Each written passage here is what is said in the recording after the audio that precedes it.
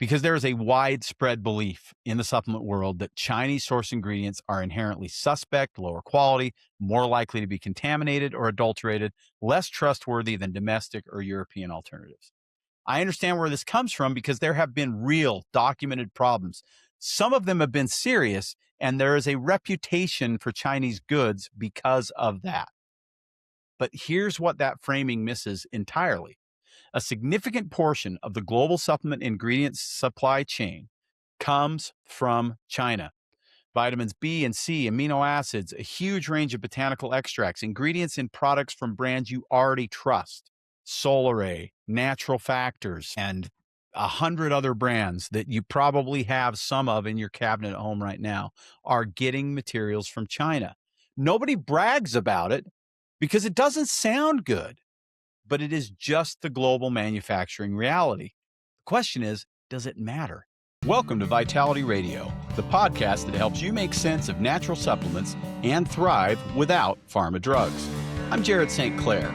I grew up in a health food store and spent over 40 years now figuring out what works and what doesn't, so that you can make confident, informed decisions about nutrition, supplements, and your health. You've probably seen it. Third-party tested, cGMP certified, NSF certified, maybe even NSF for sport. These phrases show up on supplement labels constantly, and they're used in a way that implies safety, quality, legitimacy, and sometimes they do mean exactly that.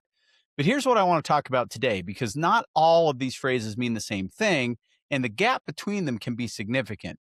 If you're spending real money on supplements, which I know you probably are, and making real decisions about your health, you deserve to actually understand what you're looking at. So today I aim to kind of peel back the curtain, like I often do on this show, and help you understand exactly what you're looking at when it comes to certified, third-party tested, that kind of thing. What prompted this show was a woman who had never shopped with us before, had heard our podcast, and I think just once this show, really didn't know me from Adam, and had questions and called the store and asked about our third party testing and what that actually meant, and if we had certifications and all that kind of stuff. I actually had a long conversation with her, much longer than I anticipated, and I thought, you know what, this is something that I should have done a long time ago. I've talked about it kind of in bits and pieces, but this episode I'm going to do in, I think, 20 minutes or less, what I think is going to really help you understand as a consumer exactly what you need to understand about third-party tested, cGMP, NSF. What does that actually mean? What part is science, I guess, versus what part is marketing? And we're going to dig into that in some detail. We're also going to talk about what made in China means, what made in the USA means, what made in India means, where these raw materials come from, and why it matters. And that answer that I'm going to give you might surprise you. Let's start with cGMP. What does it actually mean? Well, it stands for Current Good Manufacturing Processes. The GMP is the most important part, but current just means that it's an evolving thing. It's not set in stone back in 2007 when it started.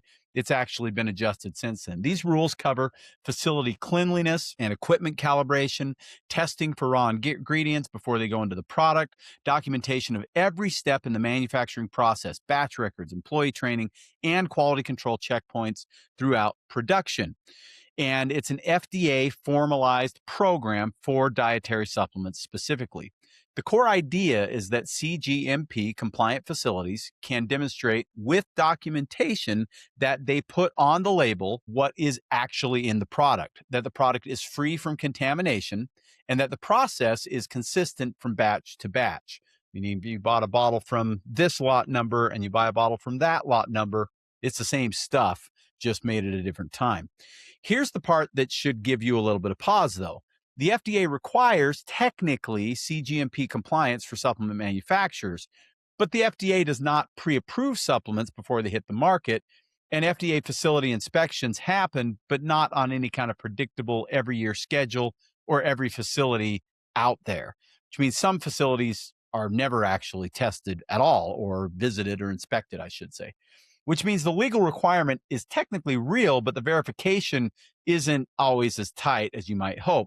It's kind of like driving. If you're driving at 85 and a 65-mile-an-hour highway, unless the cop sees you, you're going to be just fine, and you'll be able to drive 65 all the way. And that's part of the Wild West that can be the supplement industry. Now, for brands that are doing it right, which I'm going to explain exactly what that means here in a minute, it's not a problem. And that's why you need to know the brand that you're buying from. So this is exactly why third-party audits matter.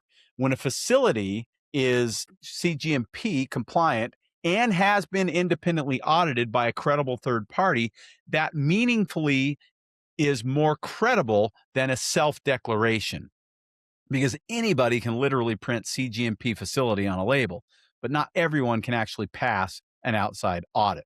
Now, let's talk about NSF GMP certifications. NSF International has been around since 1944. They actually started in water treatment and food safety long before they did anything with supplements. Their GMP certification program for supplement manufacturers, though, is genuinely rigorous. It's not a rubber stamp. All of our products are manufactured in NSF GMP certified facilities. And I want to explain what that actually means, because it's more involved than most people actually realize. And you, as a probably more informed than most consumers are, if you're listening to this show, at least I hope you are, and feel like you're getting some education here, and probably from other sources as well, you've probably heard of NSF, you've probably heard of cGMP, and you've heard of third-party testing, but maybe haven't had it all totally explained to you. That was kind of what I got out of this phone call and why I decided I better share it with everybody. So earning NSF GMP certification is not a one-time event. Facilities have to recertify on an ongoing basis, essentially every single year. NSF auditors are physically on site. This is not done through email. They're reviewing equipment. They're looking at processes, documentation, how raw materials are received and tested, how finished products are tested, how deviations and complaints are handled. The facility has to demonstrate every time that it's still operating at the standard it was initially certified to do. If it doesn't, the certification doesn't get renewed. I get an annual report from my manufacturers. I can access it basically at any time that shows their current certification. And basically, they either are or they're not certified. And if one of my manufacturers was ever to become not certified, I would definitely be looking at other options. But thankfully, that's not happened with my manufacturers. And I'll be straight with you on this. It's not a cheap process. NSF certification and the ongoing recertification process is a real expense for manufacturers. It costs money to prepare for the audits, to maintain the documentation systems, to run the internal quality controls required to pass, and to keep the equipment working properly and all of that stuff. And that cost ultimately flows through to me and then to you. But I'm fine with that. In fact, I'm grateful for it, because what that cost buys me is the confidence that an independent, credible organization is looking over the shoulder of the people making your supplements on a regular basis. Not just once when they first applied and opened up shop, but every single year on a regular basis. They're having to recertify and verify that they're doing things right. That expense keeps the manufacturer honest. A certification that's easy and cheap to get isn't going to be worth much. The fact that this one isn't easy is really the whole point. Now, I want to explain also a little bit more of how this actually happens inside of a facility. What happens in a facility that's doing it right? At my facilities, beyond the facility certification itself, I want to walk you through kind of the process from start to finish. Layer one is the raw material quarantine and testing. When an ingredient arrives in the facility, let's say it's NMN or vitamin C or resveratrol or magnesium bisglycinate, whatever it is, it doesn't get opened and poured into a batch. It goes into what's called quarantine. And each manufacturer has a quarantine section where things are held kind of in jail, for lack of a better term. That means that it's physically held and cannot be used until it passes independent testing. They verify the incoming raw material against the supplier's certificate of analysis, confirming the identity. And this is really important with herbs, because an herb can look like another herb, especially when it's already in a powder form. And we're not looking at the leaf or the root. We're looking at a green powder in most cases, or a brown powder. And so the identity matters a lot. The potency obviously matters. And then, of course, what else is in it? Is it contaminated with mold or fungus? Is there any bacterial or microbial contamination? Are there too many heavy metals? Any of that kind of stuff. Only after it clears that testing does it get released into production. This is not universal in the industry. There are manufacturers who accept raw materials based on the supplier's paperwork alone and never independently verify that it is what they say it is, or that it is the potency that they claim that it is. That gap is one real reason why products from different brands using the same ingredient on paper can perform very differently in practice. Now, layer two is the manufacturing side and the NSF audited environment. Once raw materials clear quarantine, they're processed inside a facility that has been audited against NSF GMP standard, which also incorporates the FDA's core dietary supplement manufacturing regulations, plus food safety and traceability requirements. Every step has documentation. There are batch records and standard operating procedures. If something goes wrong at any point, there is a trail. Layer three is the finished product testing. So if all of that is not enough, after the product is manufactured, before it ships, finished batches go out to third-party testing facilities, microbial testing and heavy metal testing. Microbial looking for anything, any kind of microbe that might be in there. This is a separate step from everything else, and it matters.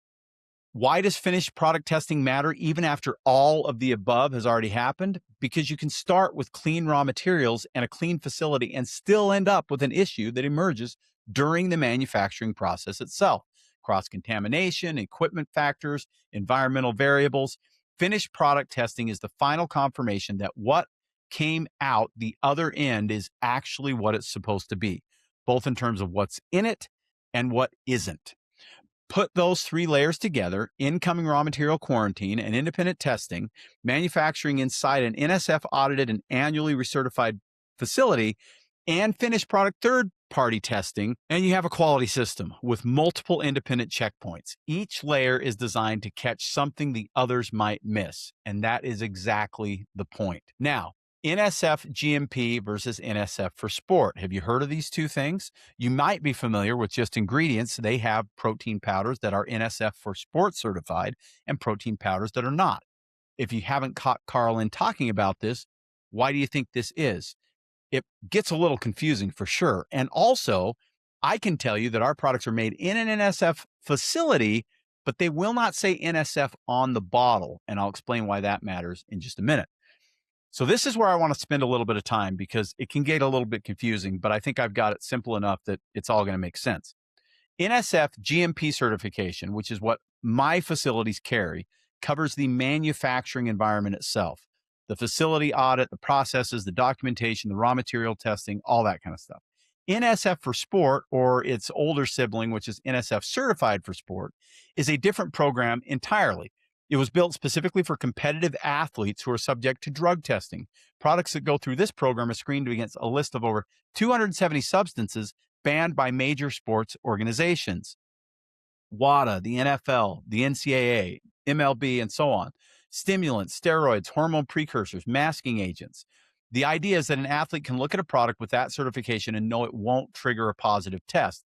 And it's not like there's a bunch of products that have steroids added to them out there on the market. There are things, people have been busted for that before, but there are things like stimulants, certain types of stimulants, hormone precursors like DHEA, which are not legal in the sporting world, but are legal on the shelf, that make NSF sport certification a different animal.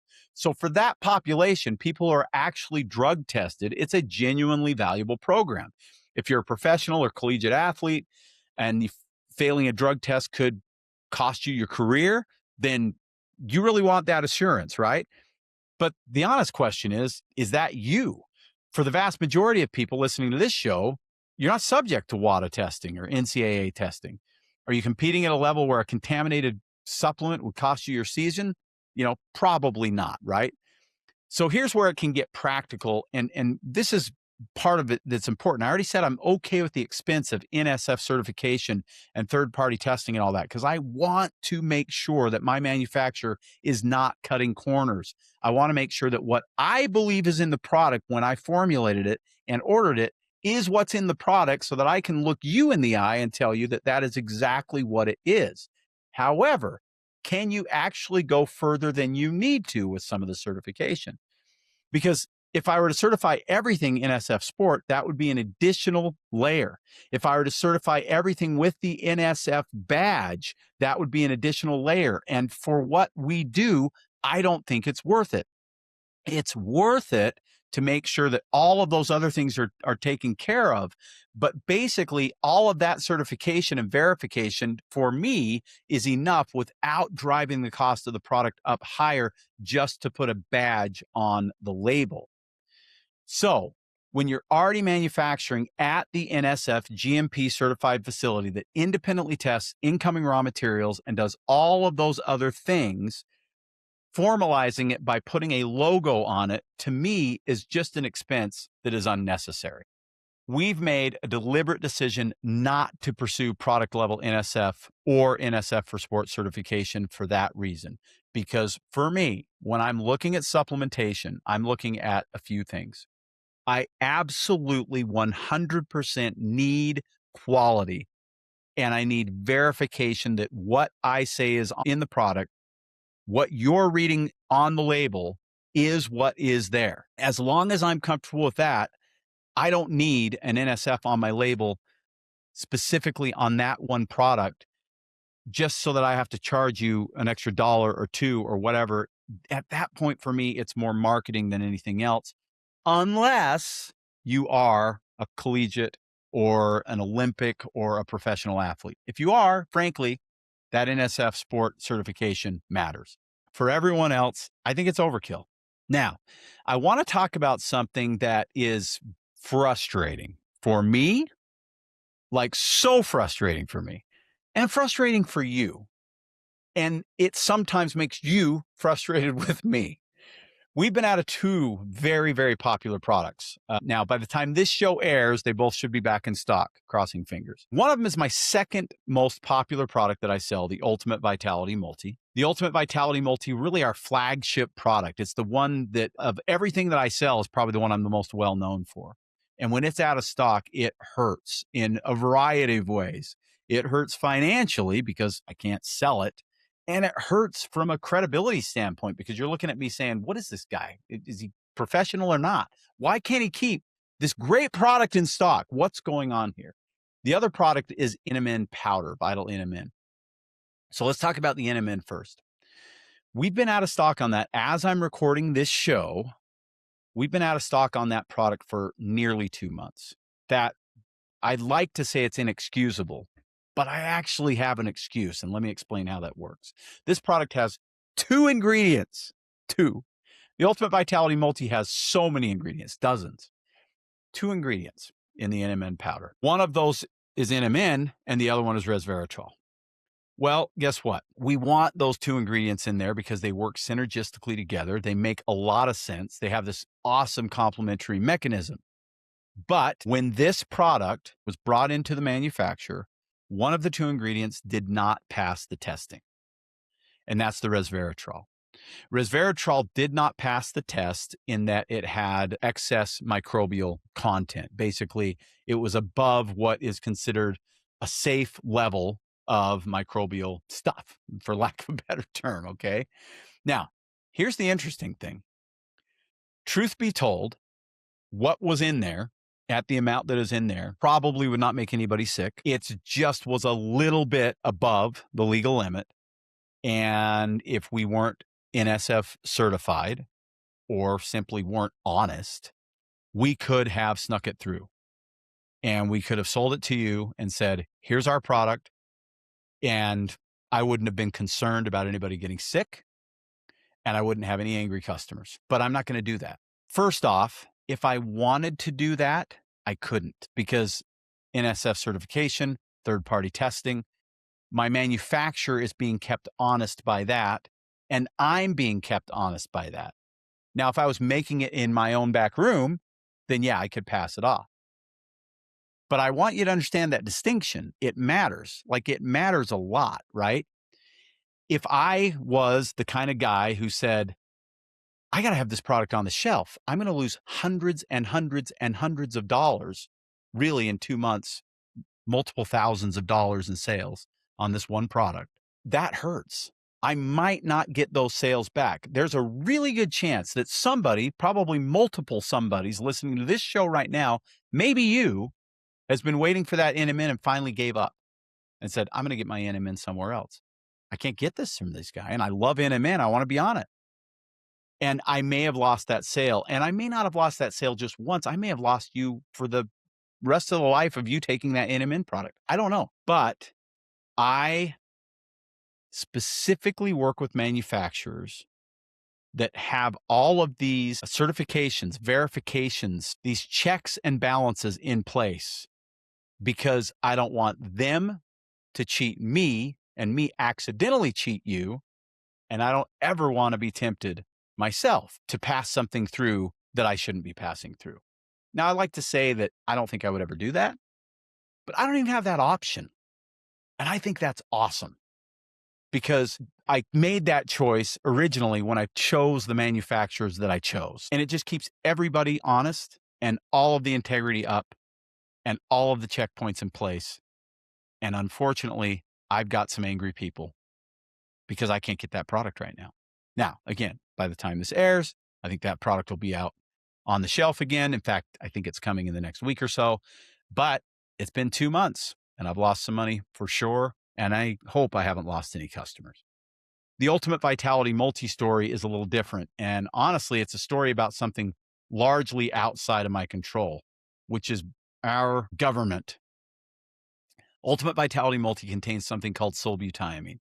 Sulbutamine is not familiar to most people. And I want to explain what it is and why I use it first. Sulbutamine is in 2 of my products. It's in my multivitamin and it's in my product called Downsize. Sulbutamine is a derivative of the B vitamin, vitamin B1, also known as thiamine. It was developed in Japan in the 60s as a more bioavailable form of B1 that can actually meaningfully cross the blood-brain barrier way more effectively than regular thiamine does.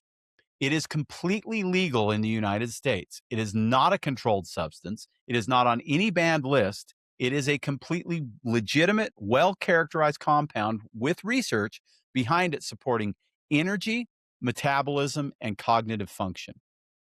I use it because it is awesome. I love this ingredient. It is part of the secret sauce that makes people feel so good when they take the Ultimate Vitality Multi. You could call it part of my 11 herbs and spices, okay? Except none of my herbs and spices are MSG like the kernels. But aside from that, it's something that is in that product that you're never going to find in any other multivitamin. In fact, I have over 5,000 products in my store right now. I have carried over 25,000 different products over the years.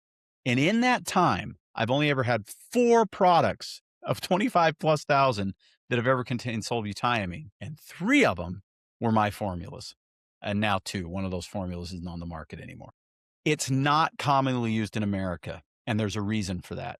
It is outrageously expensive. It is a very expensive ingredient.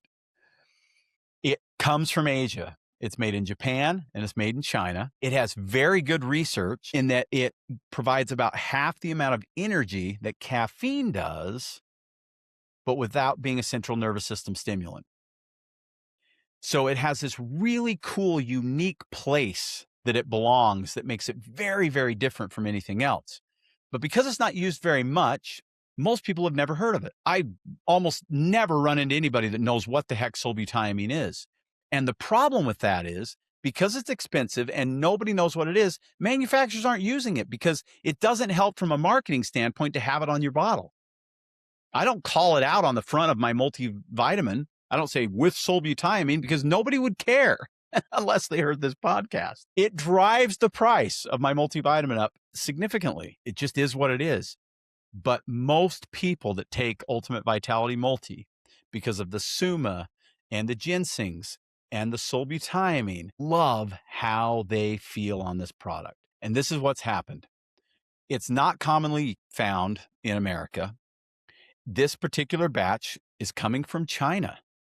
And that doesn't sound good to you, probably. It might give you a little pause. We're going to talk about that in just a second and why I believe you need to understand exactly what that means. But because the agents at the port never see solbutamine, about once a year, maybe once every other year, it gets stuck because the agent has to double check to make sure it's legal in the country, and they have to figure out how to verify what it is. And right now, I'm having the longest delay I've ever had getting solbutamine through customs, and it is killing me. It's my second most popular product, and there are so many, probably at least now a couple of hundred of you waiting for this product, wondering where the heck it is, asking me every single day on the chat on vitalitynutrition.com and on the phone and in person at one of our locations saying, hey, where the heck is your multivitamin? The good news is you missed the vitamin. I missed the vitamin. The bad news is I can't do anything about it until they release it. Now, they say it could be up to 30 days from about 4 days, 5 days ago, 6 days ago, something like that when I got that letter. So I might have 3 more weeks. This show isn't going to air for about 4 more weeks. So I'm hoping it's on the market again by the time you hear this. Let's talk about China. You've heard, I'm pretty sure, that low quality supplements come from China. And I want to be very, very transparent about exactly how this works. Because there is a widespread belief in the supplement world that Chinese source ingredients are inherently suspect, lower quality, more likely to be contaminated or adulterated, less trustworthy than domestic or European alternatives. I understand where this comes from because there have been real documented problems. Some of them have been serious, and there is a reputation for Chinese goods because of that. But here's what that framing misses entirely. A significant portion of the global supplement ingredients supply chain comes from China. Vitamins B and C, amino acids, a huge range of botanical extracts, ingredients in products from brands you already trust, Solaray, Natural Factors, and 100 other brands that you probably have some of in your cabinet at home right now are getting materials from China. Nobody brags about it because it doesn't sound good, but it is just the global manufacturing reality. The question is, does it matter? Well, consider this. We Care Probiotics is one of the largest and most respected probiotic manufacturers in the entire world, and they are based in China. Their manufacturing standards, their quality controls, their documentation, these are world-class. And in fact, I would dare say that Chinese companies have to prove at a higher level than their American counterparts that they're doing it right because they already have this black eye on them. So I'll tell you, my new GLP-1 formula, one of the main ingredients in that product is called Glucovantage. It's the dihydroberberine. It is the best berberine on the market, in my opinion, and great quality companies use this particular berberine, including our friends at Just Ingredients. They use it. It has Akkermansia. Akkermansia is primarily coming out of China from We Care Probiotics. Solaray uses it. We use it. Many other companies are using it. It's not the zip code that this product comes from, or however they use postal codes over in China. What it is simply all of the measures that I already talked about that have to be in place to make sure that we are keeping the raw material supplier, whether they're in China or Bountiful, Utah, the manufacturer, the product developer, that would be me, all honest in making sure that what we give you is what we say we are giving you. It is manufactured correctly. It is clean. It is free of contaminants. And it is what we say it is at the potency that we say it is on the finished product. The verification is what matters. Did it go through quarantine? Did it pass that test? Is it made in the right facility under the right conditions with the right certifications? And is it third-party tested again to make sure that nothing went wrong during that process? China, India, America, Canada, none of it means anything about quality. Verification means something. Geography does not. I want you to be the best consumer of natural supplements that you can possibly be. That's a huge part of why I do Vitality Radio. This show is about transparency, pulling back the curtain on an industry that doesn't always make it easy to know what the heck you're actually buying. and help you become a wiser, more confident shopper in a marketplace that can genuinely be confusing. I hope it gives you more confidence in my brand of supplements and in our store. But honestly, more than anything, I hope it helps you buy right for yourself and for your family, no matter where you're shopping. Thank you so much for listening to me. Call us if you have questions, 801-292-6662, or jump on vitalitynutrition.com and open up a chat, or just come see us in Bountiful or South Ogden at Vitality Nutrition. I'm Jared. Thanks for listening to Vitality Radio. Thanks for listening to the Vitality Radio podcast. If this episode helped you, follow the show, share it with someone, and explore trusted education and resources at vitalitynutrition.com. See you next time.